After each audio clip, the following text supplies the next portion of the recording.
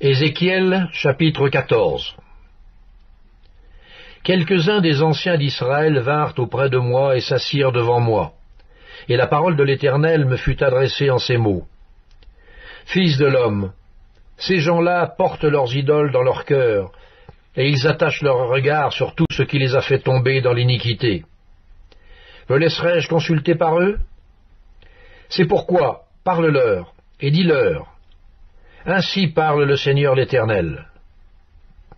Tout homme de la maison d'Israël qui porte ses idoles dans son cœur et qui attache les regards sur ce qu'il a fait tomber dans son iniquité, s'il vient s'adresser au prophète, moi l'Éternel, je lui répondrai, malgré la multitude de ses idoles,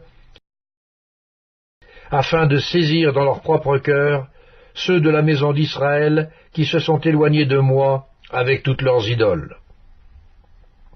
C'est pourquoi je dis à la maison d'Israël, ainsi parle le Seigneur l'Éternel. Revenez et détournez-vous de vos idoles. Détournez les regards de toutes vos abominations.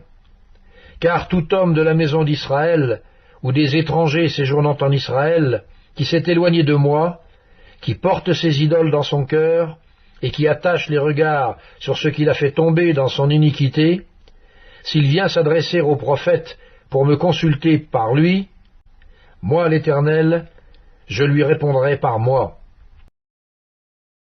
Je tournerai ma face contre cet homme, et ferai de lui un signe et un sujet de sarcasme, et je l'exterminerai du milieu de mon peuple, et vous saurez que je suis l'Éternel.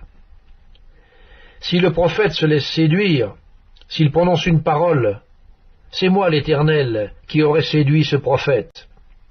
J'étendrai ma main contre lui et je le détruirai du milieu de mon peuple d'Israël. Ils porteront ainsi la peine de leur iniquité. La peine du prophète sera comme la peine de celui qui consulte, afin que la maison d'Israël ne s'égare plus loin de moi, et qu'elle ne se souille plus par toutes ses transgressions. Alors ils seront mon peuple, et je serai leur Dieu, dit le Seigneur l'Éternel. La parole de l'Éternel me fut adressée en ces mots.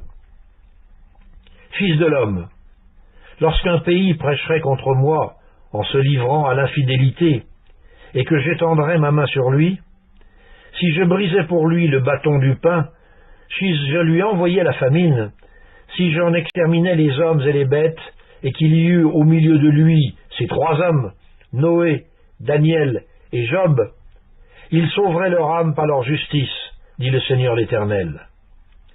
Si je faisais parcourir le pays par des bêtes féroces qui le dépeupleraient, s'il devenait un désert où personne ne passerait à cause de ces bêtes,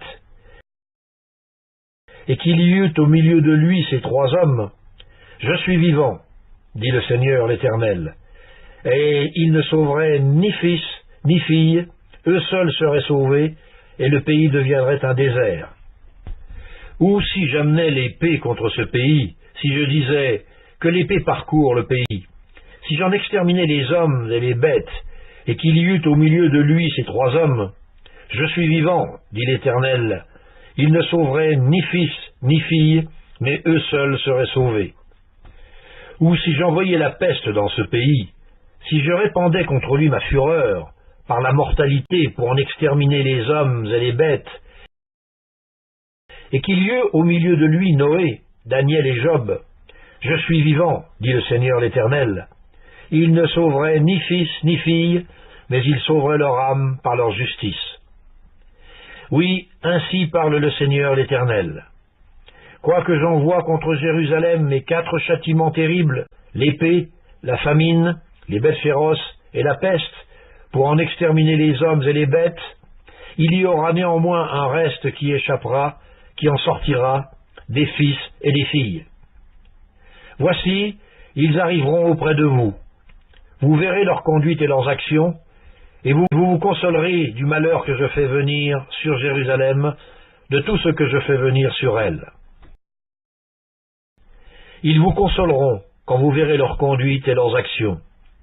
Et vous reconnaîtrez que ce n'est pas sans raison que je fais tout ce que je lui fais, dit le Seigneur et l'Éternel.